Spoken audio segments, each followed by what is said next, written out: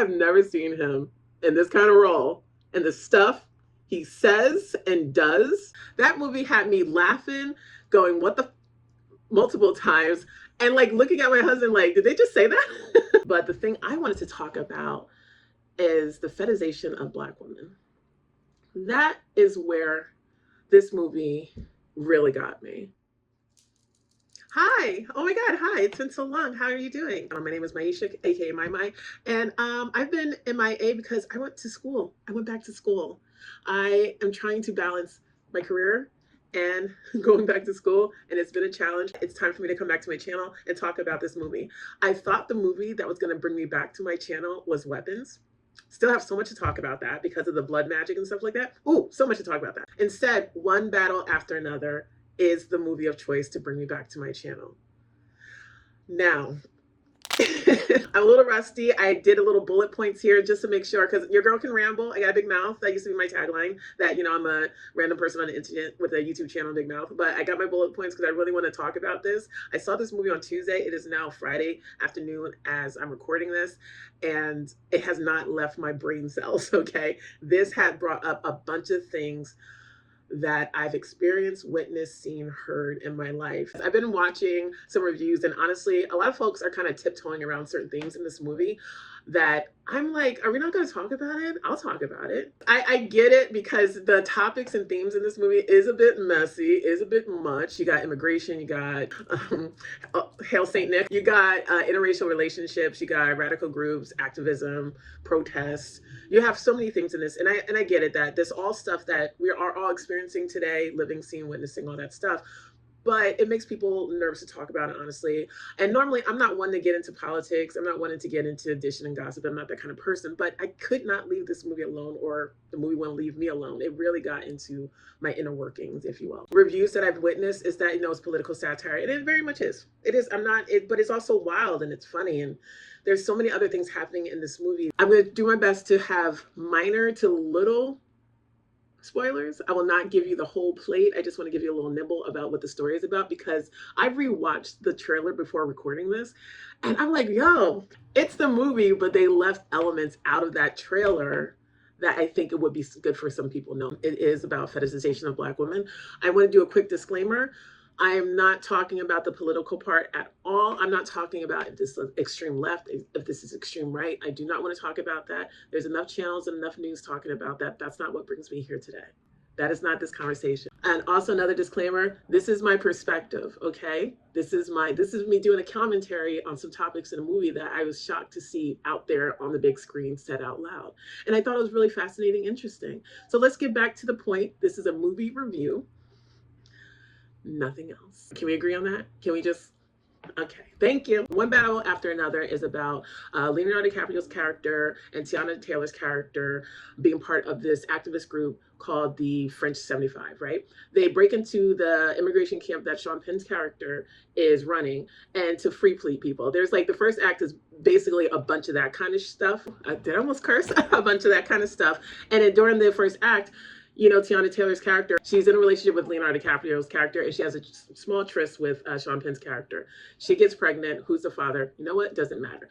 The first act continues, but there, you know, there's a point that, you know, people are getting caught, so the disappearance happens. So Leonardo DiCaprio and his daughter, now 16 years old, they've been like in hiding, living life under a new identity for all this time. But something happens. Sean Penn's character is being auditioned to be part of the very radical group. I think they're called the Christmas something, and they say stuff like "All Hell Saint Nick." I know what you're saying, but in order to make sure he's good enough to join their group, their pure group, if you know what I'm saying, they want to, you know, just check into his background.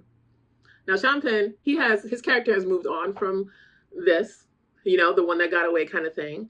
But now that he's going to be looked at under a close microscopic lens, he needs to know whose baby that Tiana Taylor's character is. Is she mine, or is she Leonardo DiCaprio's? And talk about extremists. Okay, you can say the French 75 were extremists. He goes on an extreme because he needs to know in order to get into this group. And that's the movie. That is exactly the movie. I will not tell you any more than that, but I think that's part of the trailer that was left out. So it's political satire, but it's also action, and it's comedy. I was laughing the whole time. That movie had me laughing, going, what the, multiple times and like looking at my husband like, did they just say that? When it comes to the pacing and the runtime, it I actually went to the movie theater thinking that it was 2 hours and 14 minutes. It's more like 2 hours and 40 minutes. So it wasn't bad. I've heard both that, some people thought it was too long or some people thought it was just right. I actually could have used another 5 minutes in the third act. The first act has so much as trying to set up and tell you. So it does feel like it jumps a lot, but I didn't mind it. The second act, I think that was timed really well. And the third act, I could have used another 5 minutes. There's something that happened in the end of toward the end of the third act that I was just like, something happened in that location. The acting was stellar. Leonardo DiCaprio, he did his thing. He was so funny. He was giving a little Big Lebowski in his role. I did hear, I forgot who said that, but I did hear that and I completely saw it. It was kind of funny. He was like this bumbling guy who's like crashed out on like too many years of drugs, like weed and alcohol. That he's just like, I don't remember the phrase. Benicio del Toro, he was such a bright spot in this movie. Like he made me laugh way too much. Like every time he showed up on screen, I lit up. Thank you, Sensei. I love that. Tiana Taylor. I have not seen Tiana Taylor in anything. I think this is the first time. Beautiful woman. She acted her ass off, even though her character drove me crazy. And then the newbie here, who is, I think her name's Chase Infinity. I thought she did really great. I thought she did really, really well. I'm excited to see her in more things. Sean Penn as the commander, colonel, captain, one of those ranks. He was really, really good. I've never seen him in this kind of role. And the stuff he says and does. You okay? Obviously not. Regina Hall brought this really tenderness to this movie. She was really tender, and I thought that was really great because I'm used to seeing her in comedic roles. But yeah, she brought like a levity, like let's stop joking around. This is serious. This is about protecting you and saving you and making you safe, And she really cared about what she was doing. I thought she did great in that role. Paul Thomas Anderson, maker of Boogie Nights, I believe The Master. I know I'm missing There Will Be Blood, of course. I think this movie might be one of my favorites of his, to be perfectly honest. Like Boogie Nights is great. The Master wasn't a personal favorite. There Will Be Blood. I saw so many themes in that movie at a point that when I was finally watching it, my husband was like, "Oh, you're gonna ruin it for me. Shut up." I was just like, "But do you get the milk though?" Which brings me back to the themes of this movie, which is what I want to talk about. Because I wanted to talk more and have a commentary about the fetishization of Black women, interracial relationships, and when people want to have relationships with people on the DL. Because I'm a plus size, tall, cute Black woman, and I'm also bisexual. I know what it's like to be fetishized. I've lived that life. I'm still living that life. And the fact of the matter is, my husband, he is white. He taught me about the fetishization of Black women because I didn't know.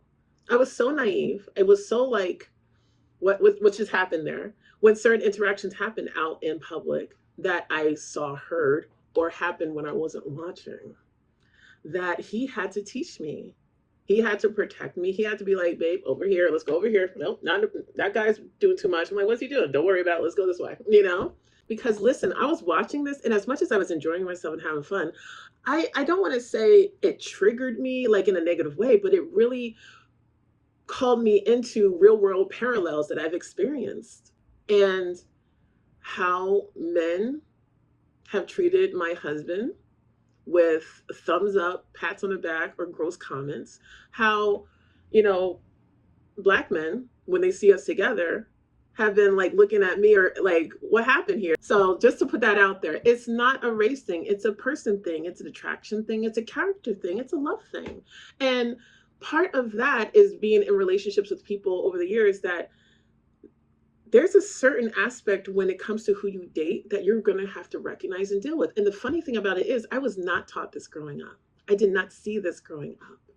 These are experiences I had to have personally that I'm having a moment like this where I'm sharing it, because watching this movie made me really remember things that were both seen, heard, and felt to me, around me, with me. I know what it's like to be fetishized.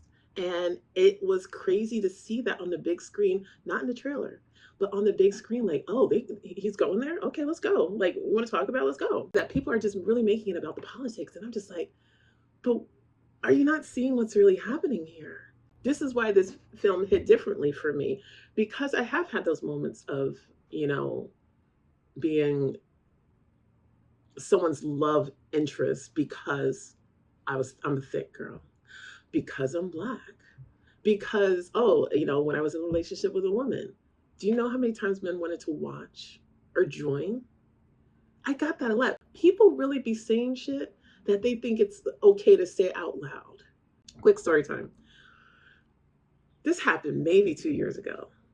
We went upstate to go have a nice bed and breakfast experience, get a little break from the city, get a nice quiet retreat, right? I think we were there for like 3 days, something like that, right? What the second day we're thinking, oh my god, let's go to that coffee spot. They got great breakfast sandwiches and coffee. Let's go get it, right? So we go there, but we notice it's packed inside, and also there's like no parking. It's one of those days where certain sections of the street you can't park on because it's loading only. It's like delivery day for all these businesses.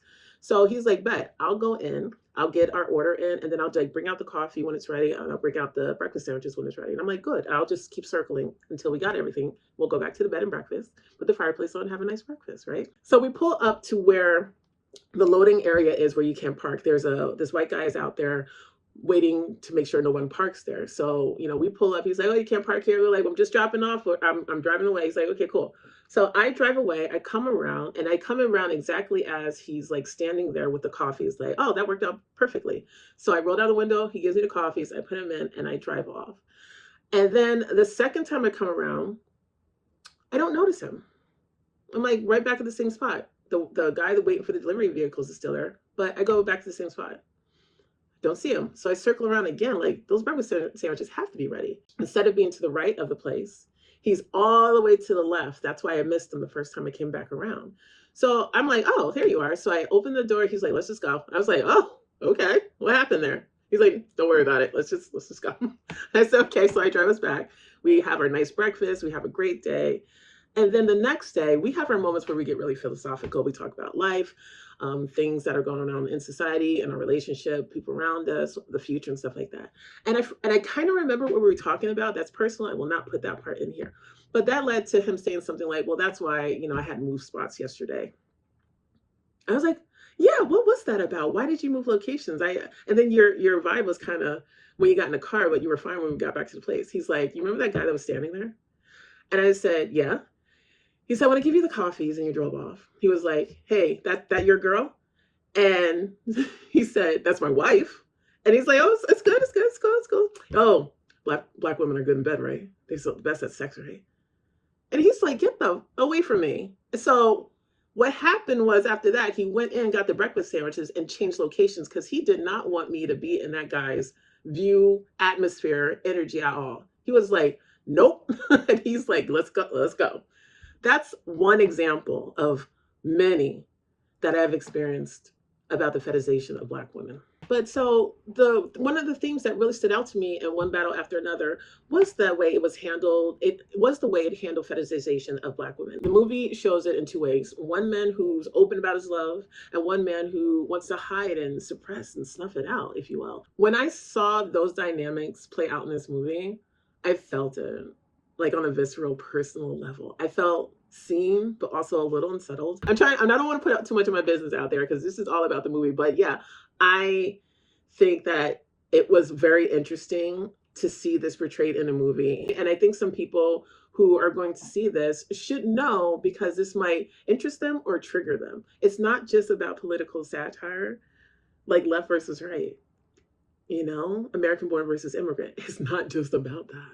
There's other things going on. What does it mean to be in a interracial relationship? What does it mean for someone to love you out loud and someone to love you in private and quiet? What does it mean to be the parent of an interracial child? What does it mean to be that interracial child? There's so many other things that are in this movie that are not in the trailer, and I thought people should know, and I thought that they were really interesting to talk about. It is not perfect, but it's very daring in its themes and topics and execution. It makes you laugh, it makes you like uncomfortable, but there's like a good balance there that I think is really rare. I would have liked a little bit more action. It was very much chase, either in a car or running, doors being like smashed down, just very little gunfighting. But there's other things, like in the third act, I feel like there's a scene missing.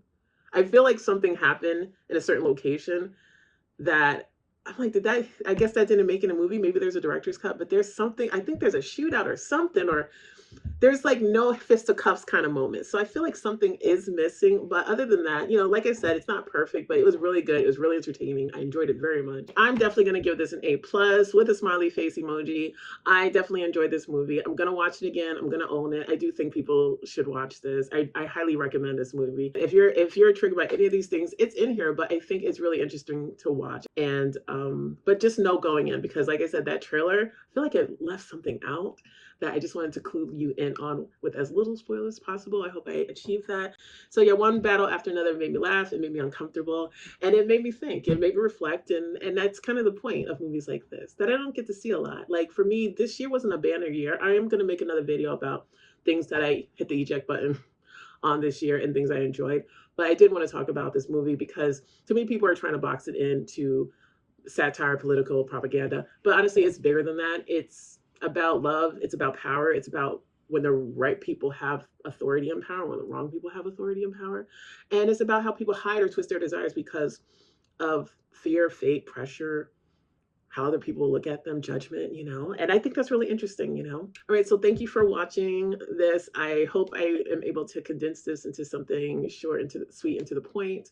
If you're interested in my review of weapons from the perspective of blood magic and how you should not do that, let me know. I know I'm late to that, but let me know in the comment section if you'd be interested in that view of that movie. And let me know if you've seen this movie and did you just see a comedy like hands down, or did you see some of these things play out that you were aware of or unaware of? You know, you don't have to tell me all your business, but can you, are you picking up what I'm putting down? If you know what I mean? Yeah? No? Okay. Well, thank you so much for watching. And if you'd like to watch more of my silliness, please subscribe. I will be back very soon with some more reviews and reactions. And it's good to be back.